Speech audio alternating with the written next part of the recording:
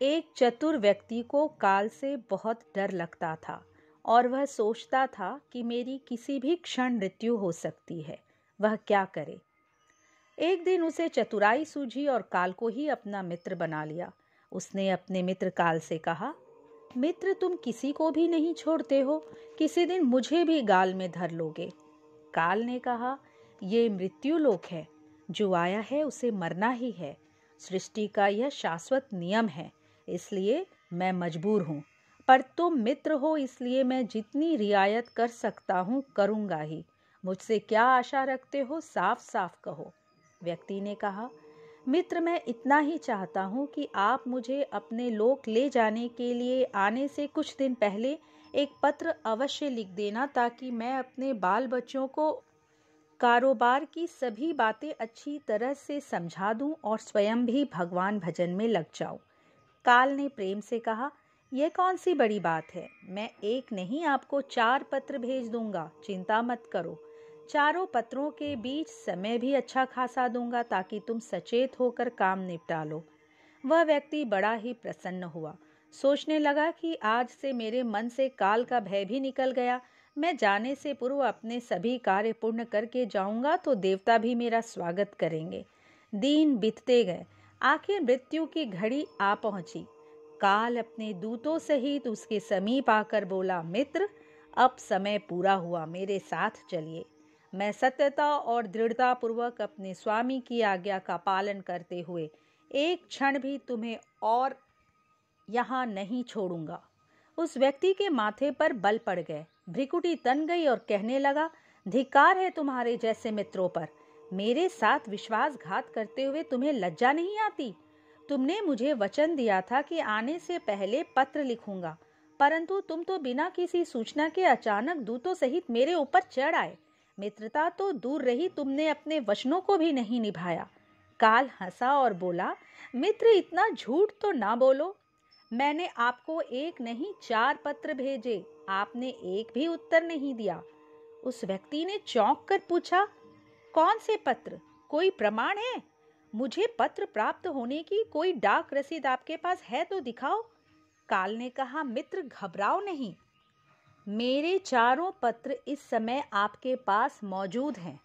मेरा पहला पत्र आपके सिर पर चढ़कर बोला, आपके काले सुंदर बाल उन्हें सफेद कर दिया, और यह भी कहा कि सावधान हो जाओ, जो करना है कर डालो।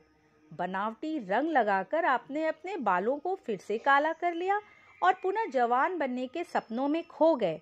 आज तक मेरे श्वेत अक्षर आपके सिर पर लिखे हुए हैं। कुछ दिन बाद मैंने दूसरा पत्र आपके नेत्रों के प्रति भेजा। नेत्रों की ज्योति मंद होने लगी, फिर भी आंखों पर मोटे शीशे चढ़ाकर आप जगत को देखने का प्रयत्न करने लगे। 2 मिनट भी संसार की ओर से आंखें बंद करके ज्योति स्वरूप प्रभु का ध्यान मन में नहीं किया।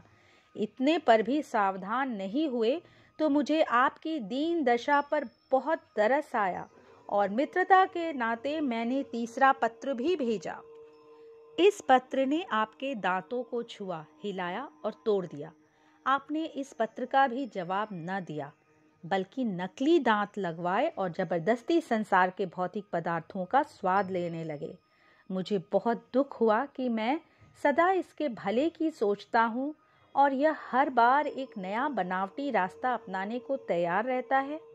अपने अंतिम पत्र के रूप में मैंने रोग, क्लेश तथा पीड़ाओं को भेजा, परंतु आपने अहंकारवश सब अनसुना कर दिया। वह व्यक्ति काल के भेजे हुए इन पत्रों को सुनकर फूट फूट कर रोने लगा और अपने विपरीत कर्मों पर पश्चाताप करने लगा। उसने स्वीकार किया कि मैंने गफलत में शुभ चेतावनी भरे इन पत्रों को नहीं पढ़ा। मैं सदा यही सोचता रहा कि कल से भगवान का भजन करूंगा, अपनी कमाई अच्छे शुभ कार्यों में लगाऊंगा, पर वह कल ही नहीं आया। काल ने कहा, आज तक तुमने जो कुछ भी किया, राग, रंग, स्वार्थ और भोगों के लिए जानबूझकर ईश्वरीय नियमों को तोड़कर तुमने कर्म किए। उस व्यक्ति को जब कोई मार्ग दिखाई नहीं दिया तो उसने काल को करोड़ों की संपत्ति का लोभ दिखाया। काल ने हंसकर कहा, मित्र, यह मेरे लिए धूल से अधिक कुछ भी नहीं है। धन, दौलत, शोहरत, सत्ता, ये सब लोभ संसारी लोगों को वश में कर सकता है, मुझे नहीं। काल ने आगे कहा, यदि तुम मुझे लुभाना ही चाहते थे तो सच्चाई और शुभ कर्मों का धन संग्रह करते। यह ऐसा धन है जिसके आगे मैं विवश हो सकता था, अपने निर्णय पर पुनर्विचार को बाध्य हो सकता था, पर तुम्हारे पास तो यह धन हेले भर का भी नहीं है। तुम्हारे ये सारे रुपए पैसे, जमीन जायदाद, तिजोरी में जमा धन संपत्ति सब यहीं छूट जाएगा। मेरे साथ तुम भी उसी प्रकार निर्वस्त्र जाओगे जैसे कोई भिखारी की आत्मा जाती है। काल ने जब मनुष्य की एक भी बात नहीं सुनी तो वह हाय हाय करके रोने लगा। सगे संबंधियों को पुकारा, परंतु काल ने उसके प्राण पकड़ लिए और चल पड़ा अपने गंतव्य की ओर। दोस्तों, एक ही सत्य है जो अटल है, वह है कि हम एक दिन मरेंगे जरूर। हम जीवन में कितनी दौलत जमा करेंगे, कितनी शोहरत पाएंगे, कैसी संतान होगी, यह सब अनिश्चित होता है, समय के गर्भ में छुपा होता है, परंतु हम मरेंगे एक दिन।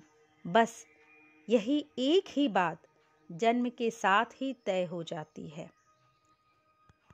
समय के साथ उम्र की निशानियों को देखकर तो कम से कम हमें प्रभु परमेश्वर की याद में रहने का अभ्यास करना चाहिए।